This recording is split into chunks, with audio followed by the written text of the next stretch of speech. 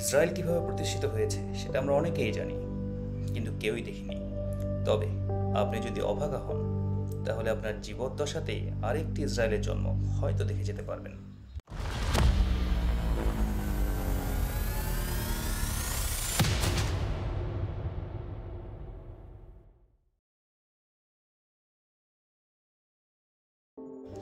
শুরু করা যাক একজন জ্ঞানী ব্যক্তির কথা দিয়ে, আলফ্রেড থায়ের মাহান। ইনি ছিলেন ইউনাইটেড স্টেটস নেভির একজন অ্যাডমিরাল এবং তাকে বলা হয়ে থাকে মেরিটাইম স্ট্র্যাটেজির জনক। ভদ্রলোক 1911 সালে বলেছিলেন, "Whoever controls Indian Ocean will dominate Asia. The destiny of world will be decided in its water." এই ভদ্রলোককে আপনি না চিনলেও যারা মেরিটাইম স্ট্র্যাটেজি নিয়ে কাজ করে তারা ওনাকে গুরু মানে। তাই দ্বিতীয় বিশ্বযুদ্ধের পর থেকেই পরাশক্তিগুলো গুরুর কথা মতো ইন্ডিয়ান ওশানে প্রভাব বিস্তার শুরু করে। প্রথম দিকে এই নিয়ন্ত্রণ ছিল পুরোপুরি অ্যারাবিয়ান পেনিনসুলা কেন্দ্রিক, কারণ একটি ফসিল ফুয়েল। এছাড়াও রাশিয়া আর চায়নাকে নিয়ন্ত্রণ করার জন্য জাপান এবং সাউথ কোরিয়াতে আমেরিকা অনেকগুলো সামরিক ঘাঁটি স্থাপন করে। কিন্তু 80-র দশক থেকে চায়না আর 2000 সালের পর থেকে ইন্ডিয়া আঞ্চলিক শক্তি হিসেবে মাথাচাড়া দিয়েছে, যা আমেরিকার জন্য মারাত্মক মাথা ব্যথার কারণ হয়ে দাঁড়ায়।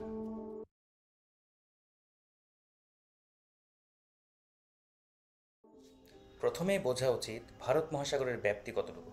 ভারত মহাসাগরের পূর্বে আছে অস্ট্রেলিয়া এবং ইন্দোনেশিয়া, পশ্চিমে আছে আফ্রিকা মহাদেশ। ভারত মহাসাগরের লিটোরাল যেসব দেশ রয়েছে সেগুলোর মধ্যে কিছু অংশ স্ট্র্যাটেজিক্যালি খুবই গুরুত্বপূর্ণ। প্রথমটি হলো horn of Africa. Horn of আফ্রিকাকে নিয়ন্ত্রণ করার জন্য আছে ক্যাম্প লেমনিয়ের, যেটা জিবুতিতে অবস্থিত এবং যেটা আমেরিকার আফ্রিকা কমান্ডের হেডকোয়ার্টার্স। এটা ছাড়াও আমেরিকা আফ্রিকাতে 29টি বেস স্থাপন করেছে, আর মিডল ইস্টে তাদের 58,000 সৈনিক আছে। দ্বিতীয় যে গুরুত্বপূর্ণ অংশ সেটি হলো মালাক্কা স্ট্রেট। মালাক্কা স্ট্রেটকে এক কথায় বর্তমান পৃথিবীর লাইফলাইন বলা যেতে পারে। এটা ইন্ডিয়ান ওশান এবং প্যাসিফিক ওশানের মধ্যে মেজর লিঙ্ক। এই একটা স্ট্রেটের মাধ্যমে 400 শিপিং লাইন্স 700 পোর্টকে সংযুক্ত করেছে।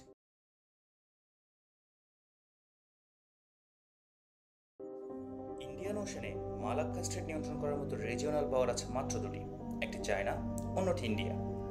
ইন্ডিয়ার আন্দামান নিকোবর আইল্যান্ড থেকে মালাক্কা দূরত্ব মাত্র 1435 কিলোমিটার। আন্দামানে ভারতের সেনা, নৌ ও বিমান বাহিনীর যৌথ কমান্ডে একটি সামরিক ঘাঁটি আছে।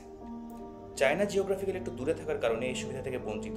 তবে চায়নার অ্যাকিলিস হিল এই মালাক্কার উপর নিয়ন্ত্রণ স্টাবলিশ করার জন্য তারা ভিন্ন উপায় বের করেছে। তারা ডেপ ট্র্যাপের মাধ্যমে হাম্বানটোটা ও গোয়াদার এই দুইটি পোর্টের নিয়ন্ত্রণ নিজেদের কাছে নিয়ে নিয়েছে, যে দুইটি যথাক্রমে শ্রীলঙ্কা এবং পাকিস্তানে অবস্থিত। কিন্তু এই মালাক্কা স্ট্রেটের আশেপাশে আমেরিকার অবস্থানটা কোথায়? শুধুমাত্র সিঙ্গাপুর একটি টেম্পোরারি নেভাল সাপোর্ট বেস ছাড়া তাদের আর কোনো অ্যাসেট নেই। ভূরাজনীতির খেলায় এই অঞ্চলে ইউএসএ অনেক পেছনে পড়েছে। তাই এই মুহূর্তে নিয়ন্ত্রণ ফিরে পেতে চাইলে এই অঞ্চলে আমেরিকার জন্য একটা স্থায়ী ঘাঁটি অত্যাবশ্যক। কিন্তু এর সাথে নয়া ইসরায়েলের সম্পর্ক কোথায়? সঙ্গে থাকুন, পরে বলছি।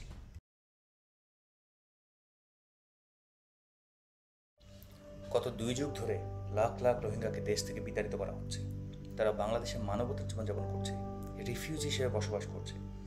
এই ক্রাইসিস আন্তর্জাতিক সম্প্রদায় চাইলে 1 মাসের মধ্যে সলভ করতে পারত, কিন্তু আমেরিকা, চায়না কেউ এই বিষয় নিয়ে কোনো কথা বলেছে? কেনই বা তারা কথা বলে না?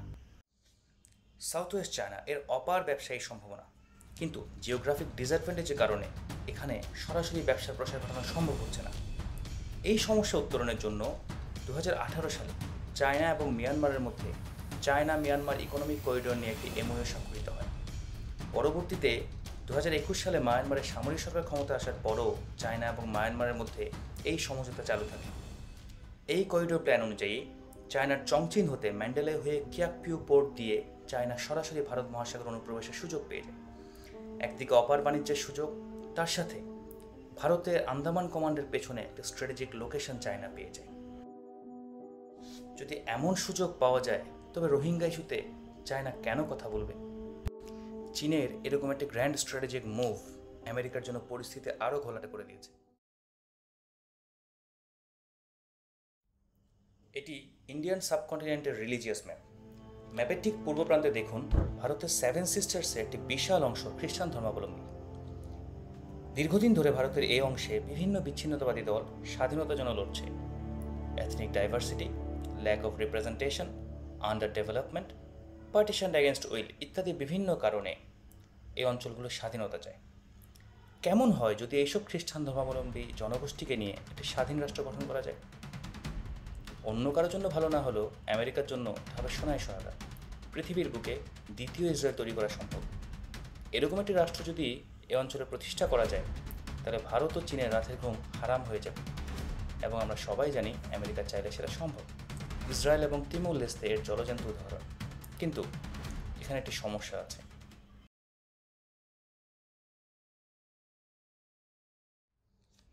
নয়া ইসরায়েল একটি ল্যান্ডলক স্টেটে পরিণত হয়। রাখাইন স্টেটের সামান্য একটু করিডোর যদি ম্যানেজ করা যায়, তাহলে এই সমস্যাটাও দূর করা সম্ভব। আর এই জায়গায় রোহিঙ্গা যা ছিল তা তো অলরেডি বাংলাদেশে প্যাক করে পাঠিয়ে দিয়েছে। এবার নিশ্চয়ই বুঝতে পারছেন যে রোহিঙ্গা মূল্যেও কেউ কোনো কিছু বলে না। সুতরাং ভারতের পূর্বাঞ্চল ও মিয়ানমারের কিয়দংশ নিয়ে স্বাধীন রাষ্ট্র গঠন করার সম্ভাবনা একেবারেই অমূলক নয়। আপনি হয়তো ভাবছেন, এখনও তো সেন্ট মার্টিনের শও দেখলাম না। একটু ধৈর্য ধরুন। মায়ানমারের কোস্টলাইন নিয়ে একটু আলোচনা করা যাক। মায়ানমারের কোস্টলাইনকে মূলত তিনটি ভাগে ভাগ করা যায়। এর মধ্যে রাখাইন স্টেটের পার্শ্ববর্তী যে কোস্টলাইন, যেটি আমাদের জন্য খুব গুরুত্বপূর্ণ, তা পুরোপুরি পাথুরে এবং অগভীর। এই জায়গায় পোর্ট বা অ্যাঙ্করেজ হওয়ার মতো উপযুক্ত কোনো ব্যবস্থা নেই। কিন্তু নয়া ইসরায়েলকে প্রয়োজনীয় সহযোগিতা দিতে হলে সমুদ্রপথে যোগাযোগ স্থাপন করার কোনো বিকল্প নেই। দুর্ভাগ্যজনকভাবে এই অঞ্চলে ইউএস নেভির শিপ, এয়ারক্রাফট ক্যারিয়ার অথবা মার্চেন্ট শিপ অ্যাঙ্কর করার মতো উপযুক্ত স্থান আছে মাত্র একটি। নিশ্চয়ই ধারণা করতে পারছেন সেন্ট মার্টিন এবং তার পার্শ্ববর্তী রোড স্টেট। যারা রোড স্টেটের মানে বোঝেন না, এটি হলো অ্যাঙ্করেজ এরিয়া যেখানে পণ্য খালাস বা অন্য জাহাজে স্থানান্তর করা যায়। এছাড়া এই জায়গায় যেহেতু এয়ারক্রাফট ক্যারিয়ার সবসময় ডেপ্লয় রাখা সম্ভব না, তাই এয়ার সাপোর্টের জন্য একটা এয়ারবেস থাকাটাও জরুরি। আগেই বলেছি, রাখাইন স্টেটের কোস্টলাইন পুরোটাই পাথরে, আর তার ঠিক পেছনেই আছে আরাকান মাউন্টেন রেঞ্জ।